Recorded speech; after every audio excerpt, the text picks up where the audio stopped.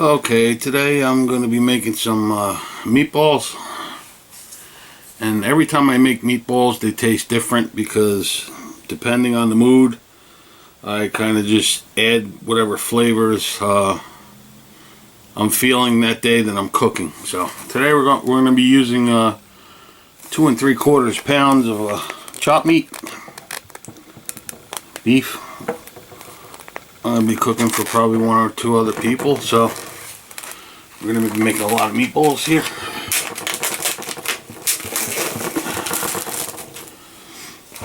So I'm going to start up and put the chopped meat in the dish here.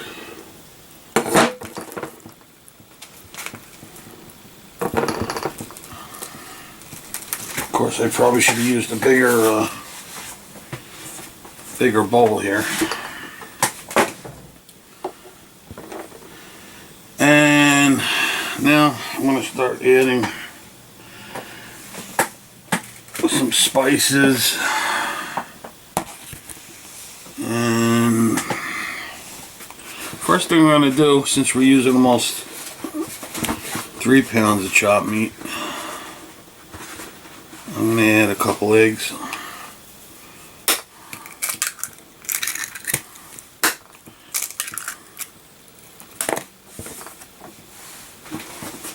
Give you the details of everything I'm doing here. Here's the eggs I'm using. Doesn't really matter. Eggs are eggs. Okay, since I got to get away a couple times this year, I made it to California 3 times this year, so in this little shot glass from Hollywood, I have chopped up oregano and chopped up parsley, and I pretty much chopped it up equally and packed it into a shot glass. So good amount of spices. These are obviously going to be kind of spicy meatballs, but not hot spicy. So here's my California shot glass. Went there twice this year, and also went up into Maine, Acadia National Park. So here's my shot glass filled up with some garlic that I chopped up, almost minced, but not quite. I'm gonna add that in there.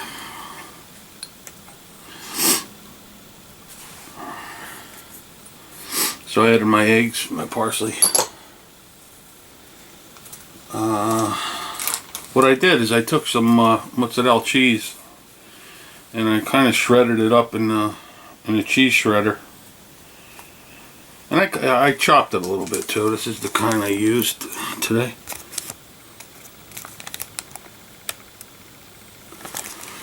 It was a little bowl of mozzarella about, I don't know, size of a golf ball. So I'm not going to put all of this in there, obviously. Although, you never know. Why are you putting mozzarella cheese in meatballs? Oh, why not? This is what I'm feeling today, so there you go. Alright, so it looks like I have put half a golf ball of mozzarella cheese in. Some really good stuff. And I took an onion about the size of a golf ball. Not a golf ball. Alright, let me rephrase that. It's a tennis ball. Tennis ball, not a golf ball. I chopped an onion up. I also kind of shredded it through the cheese shredder also. I'm going to put some onion in here, because onion adds flavor to everything, of course. Your onion, your garlic, your spices.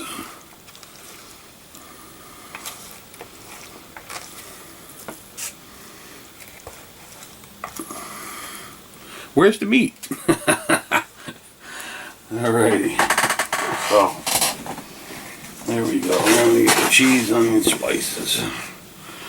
Now I'm going to add some breadcrumbs. This is what I'm using today. seasoned breadcrumbs. I'll add, I'll just eyeball it, which is, looks to me like about a half a cup, 3/4 of a cup. And of course this bowl is too small, like I said.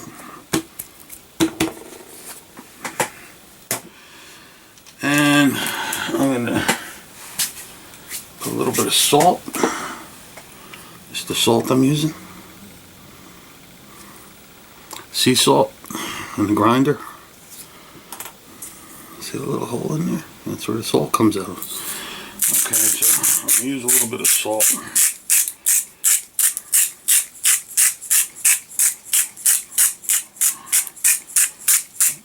You don't have to use salt if you don't want. But today I want. I'm using 4 seasoned peppercorns here. Familiar with this? It's organic. Quite healthy, huh? 4 seasoned peppercorns. And that also has a little grinder on top there.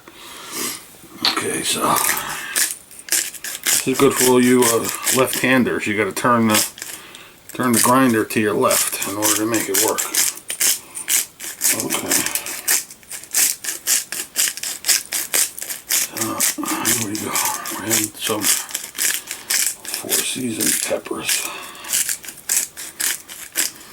Okay, I think that's enough pepper. It's starting to smell peppery. Alright. Of course I probably forgot something, but for now I'm just going to start kind of like, you know, bringing the meat to the surface. Because if you don't, you might forget you're actually making meatballs. Anyway, so let me mix this conglomeration up.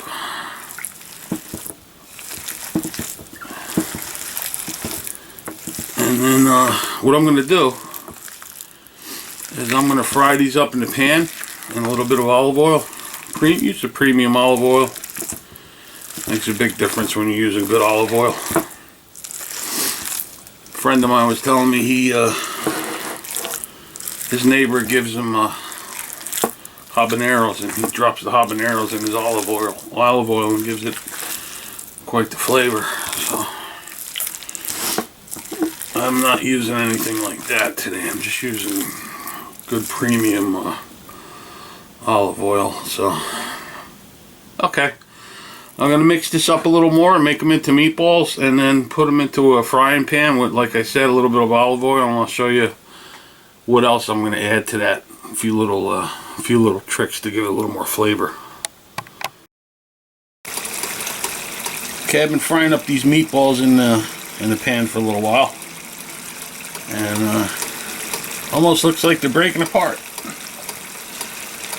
And that's the way meatballs should look. When you pile all kinds of stuff in there, they are going to break apart.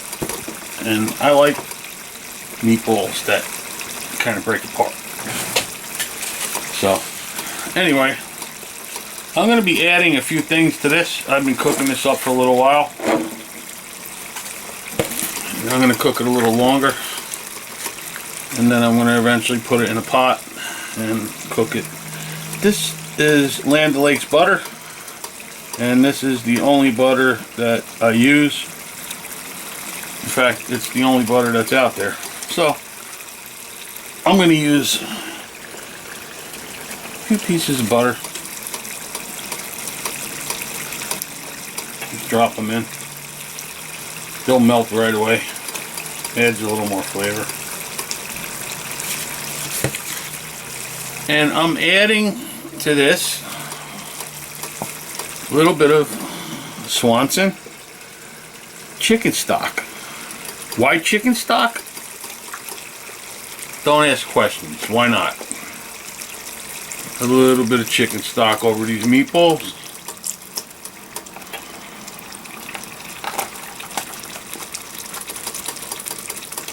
And the last but not least, so I'm going to shake up here. is Lee and Perrin's Worcestershire sauce with the gold band.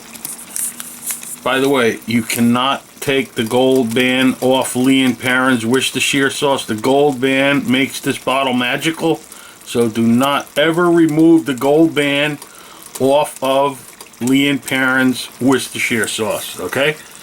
Alright, I'm going to shake this baby up a little bit. See, the butter's already melting itself away. Add a little bit of Worcestershire sauce on these meatballs. Cook this a little longer. Not too much longer. Then what I'm going to do is take these meatballs out of the pan and sit them on paper towels for a little while, and then put them into the pot and pour the gravy over it and start it cooking. Probably let it simmer for a couple hours, 2-3 hours, 3 days. I'll let you know. Okay, I took the meatballs out of the pan, and now I'm going to put them into this pot, which I got on the burner here. And this is a magic pot. It's kind of like the gold band on the Worcestershire sauce. If you don't have a magic pot, your food ain't going to taste as good as this is. Anyway, I got everything all wrapped up here, and my meatballs are all wrapped up in paper towels. Drained them out real good because you don't want greasy type of gravy, sauce, whatever you want to call it.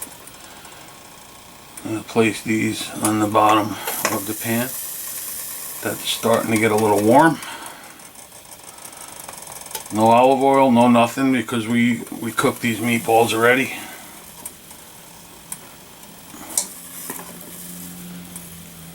They kind of almost look a little bit more like meatballs than they did before. Anyway, when I went to the store the other day, I picked up some tomato sauce. So if you make this recipe the same way all the time and try different tomato sauces, it's going to taste a little different. So I don't really favor anything. I mean, I use different mixtures and different pastes just to try out, you know, what I like for the day. I mean, either way, it all comes good. It all tastes good. You know, you can't beat homemade cooking. So, and by the way, when I cleaned the pan out before, I took some of the scraps and drained them out, dried them up with a paper towel, and I gotta tell you, really good.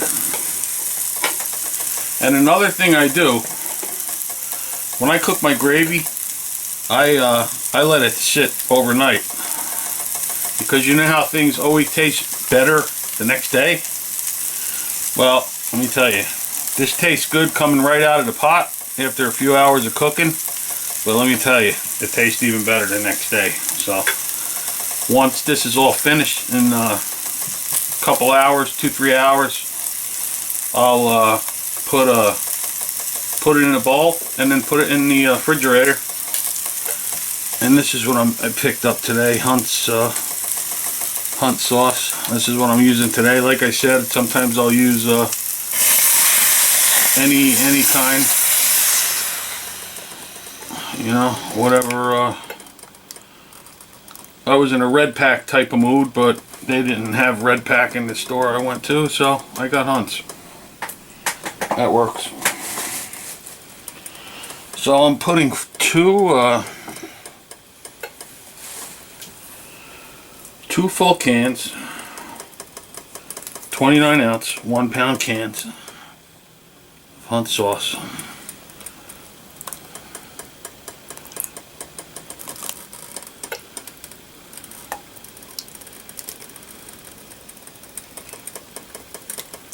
And then I'm just going to let that go on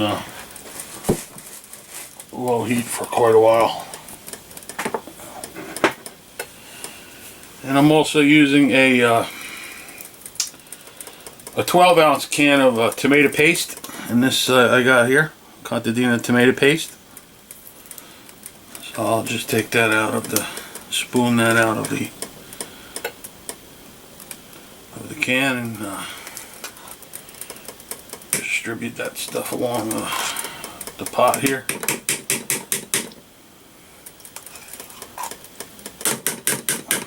Looks rather thick already, but that's gonna, this is gonna be one good dish, man. I can tell you that right now. I could tell just by, like I said, tasting a little bit of the meatball droppings, that once this cooks a couple hours and sits overnight, forget about it. Like I said, this I'm cooking probably for, I don't know, a couple friends plus myself, so this is a pretty good size amount of food here. So anyway, and there you go. I'll let that, like I said, cook for a while, and once it's done, I'll actually let you see it. And put a lid on this thing, and once it's done, I'll let you know how long I cooked it for and what kind of pasta I'm going to cook it with. Okay, here's the finished product. As you can see, the gravy's a little thick, which is actually the way I wanted it. If I wanted it a little thinner, I would have added some water to it. What I did is I cooked it for 2 hours on medium on the burner for 2 hours, and then I let the pot sit for about an hour. Then I put everything into a bowl and let it kind of get to room temperature. Then I put it in the refrigerator overnight. So this is the next day, and this stuff tastes awesome. So what I used is these little guys here for pasta.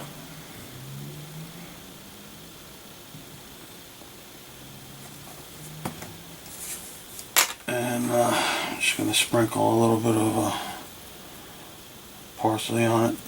We really don't need any more spices. The spices were all in the meatballs, so that's why you didn't see any spices in the gravy when it was cooking. Or the sauce, whatever you prefer to call it. I'm going to use a little bit of this Parmesan cheese. That's the one I'm using here.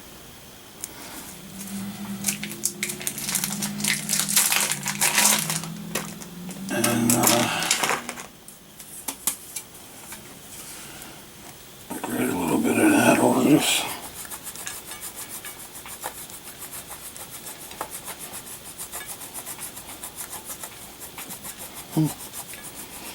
Almost looks good enough to eat, huh? Not too bad. And there you have it. That's the way I made my gravy, meatballs, and pasta for tonight. Hope you guys tried this out and hope you enjoyed it.